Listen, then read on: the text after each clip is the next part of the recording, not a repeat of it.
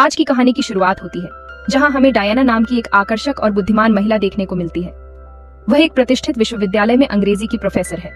अपनी कक्षा में पढ़ाते समय उसकी नजर जी नाम के एक छात्र पर जाती है।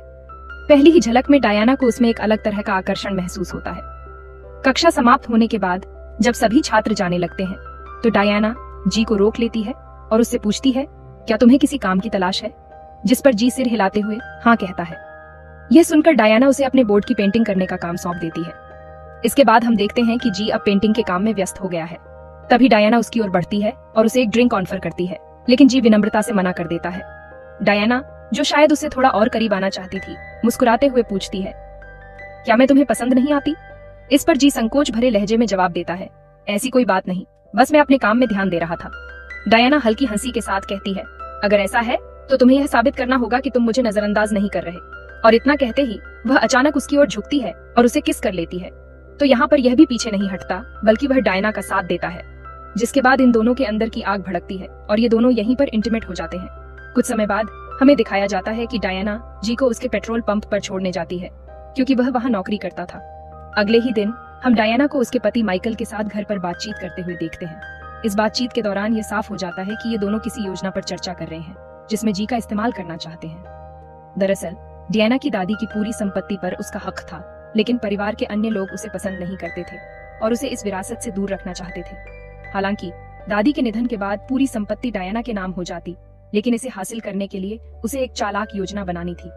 इसी वजह से डायना और माइकल जी को अपने फायदे के लिए इस्तेमाल करने की साजिश रच रहे थे, जिसके बाद हम देखते हैं ये दोनों यहाँ पर भयंकर तरीके से इंटीमेट होकर सो जाते हैं। अगले दिन डायना और माइकल जब कॉलेज जाते हैं, तो दोनों आपस में चर्चा करते हैं कि लिली और लेडी को किसी भी तरह डराकर उनके घर से निकालना होगा और उन्हें रिटायरमेंट होम में शिफ्ट करवा देना चाहिए। जी इस काम को बहुत बड़ा नहीं मानता और इसे एक सामान्य जिम्मेदारी समझकर स्वीकार कर लेता है। लेकिन जब वह उनके घर जाता है, तो लिली को संदेह हो जाता है कि कोई अजनबी उसके घर में घुस आया है। उसे लगता है कि यह कोई चोर हो सकता है। डर के मारे वह बिना कुछ सोचे समझे गोली चलाना शुरू कर देती है। इस अचानक हुए हमले से जी को अपनी जान बचाने के लिए वहाँ से भागना पड़ता है, लेकिन जैसे ही वह वहाँ से भाग निकलता है, हम देखते हैं कि कोई और अज्ञात व्यक्ति वहाँ मौजूद होता है। वह अपनी बंदूक निकालता है और लिली और लेडी पर फायरिंग कर देता है। दूसरी तरफ घबराया हुआ जी सीधा डायना और माइकल के पास पहुंचता है और उन्हें पूरी घटना के बारे में बताता है। यह सुनकर माइकल तुरंत लिली के घर फोन मिलाता है, लेकिन कोई फोन नहीं उठाता। संदेह होने पर तीनों वहां जाकर खुद देखने का फैसला करते हैं। जब वे घर के अंदर पहुंचते हैं, तो उन्हें लिली और लेडी मृत अवस्था में मिलती है। यह देखकर माइकल गुस्से में आकर इसका पूरा दोष जी पर लगा देता है, लेकिन जी साफ कहता है कि उसने ऐसा कुछ भी नहीं किया और ना ही उसे कुछ साफ साफ दिखा कि असल में वहाँ क्या हुआ था। अब जी गुस्से में कहता है कि वह पुलिस के पास जाकर सब कुछ बता देगा, लेकिन माइकल उसे समझाने की कोशिश करता है कि अगर वह ऐसा करेगा तो खुद भी इस मामले में फंस सकता है। इस बात को सुनकर जी थोड़ी देर के लिए सोच में पड़ जाता है और अंततः माइकल की बात मान लेता है। अगली सुबह जब जी अपनी कक्षा में होता है, तो वह डायना को ढूंढता है और गुस्से में उससे कहता है, तुमने मुझे सिर्फ अपने फायदे के लिए इस्तेमाल किया। उन दोनों की यह बहस इतनी तेज होती है कि माइकल भी उनकी बातें सुन लेता है। लेकिन यहीं पर हमें संध्या नाम की एक छात्रा भी दिखती है, जो कक्षा में ही मौजूद थी और उसने भी यह पूरी बातचीत सुन ली थी। कुछ समय बाद संध्या जी के पास आती है और कहती है कि उसके पास डायना और जी की कुछ तस्वीरें हैं, जो उस समय खींची गई थी जब वे दोनों बोर्ड के पास थे। लेकिन जी उसकी बात को नजरअंदाज करता है और वहां से चला जाता है।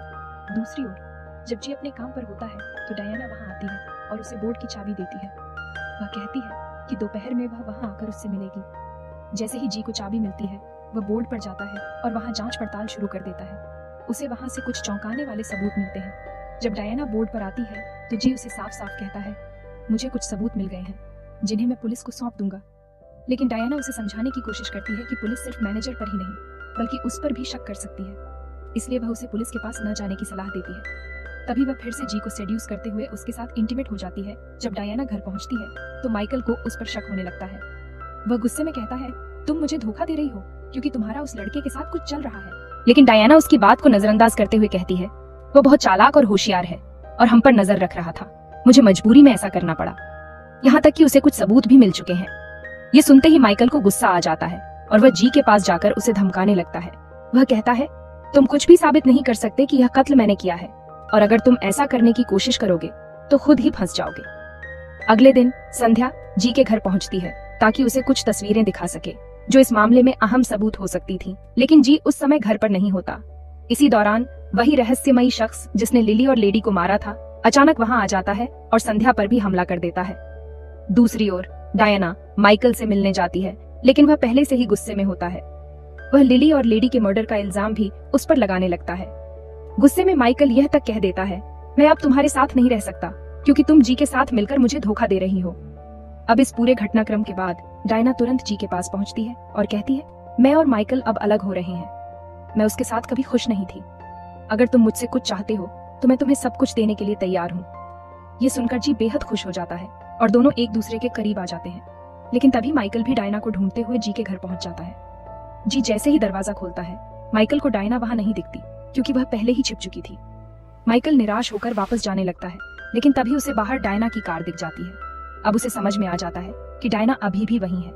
वह गुस्से में वापस लौटता है, लेकिन तब तक डायना और जी वहां से भाग चुके होते हैं। ये दोनों भागकर डायना के एक पुराने गेस्ट हाउस में पहुंचते हैं, जहां जी अपने प्यार का इजहार करता है।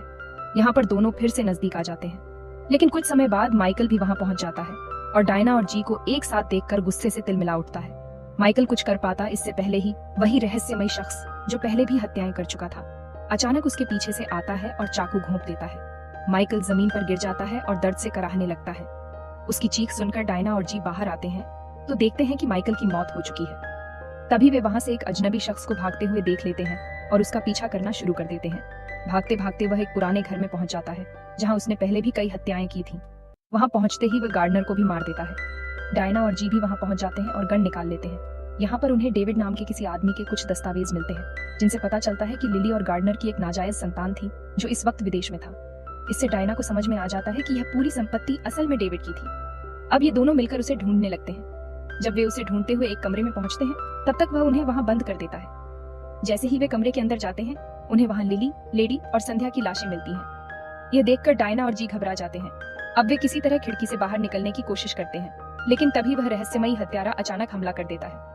इस बार जी के हाथ में गन होती है और वह तुरंत हत्यारे पर फायर कर देता है। गोली लगते ही वह वहीं गिर जाता है और दम तोड़ देता है। अब पूरी कहानी साफ हो जाती है। वह हत्यारा और कोई नहीं बल्कि खुद डेविड था। उसने लिली और लेडी को इसलिए मारा था ताकि इन हत्याओं का इल्जाम डायना पर लग जाए। इस तरह वह एक के बाद एक हत्याएं करता गया और आखिरकार खुद भी मारा गया। फिल्म के आखिरी सीन में डायना और जी को एक लाल रंग की कार में दिखाया जाता है। डायना जी के पास आकर कहती है, अब हमारे लिए कोई रुकावट नहीं है, क्या तुम मेरे साथ चलोगे? जी मुस्कुराता है और कार में बैठ जाता है। इसके साथ ही यह रहस्यमयी कहानी समाप्त हो जाती है।